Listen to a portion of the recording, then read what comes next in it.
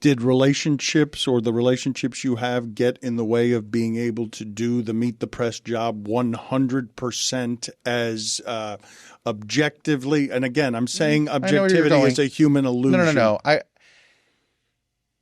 Here's where every once in a while you'd say to yourself, all right, is this question worth asking for the grief it's going to cause?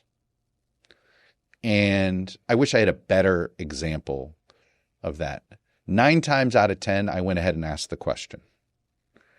But there would be, all right, I'm not going to get into that. I don't need a social media firestorm. I don't need to be the center of attention. So there would be times I might pull a punch because I knew that it would be about me rather than about the topic, which bothers me. And in fact, that's when I knew it was time for me to leave Meet the Press. I'll tell you the moment it happened. James Comer, Mr. House Oversight guy now. Washington Post, New York Times, Politico, one of them did a story about how James Comer was suddenly doing the mainstream media shows. This was 22, 23. And he said, yeah, I did Chuck Todd and I got a lot of grief in my district.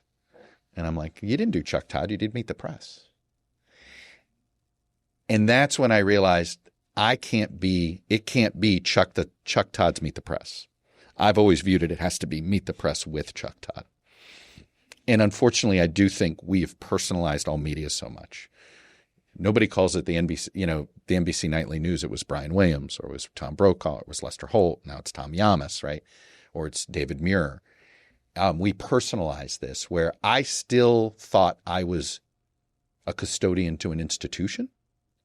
So under that definition, I did say to myself, well, there were things I wouldn't say because the host of Meet the Press can't say that.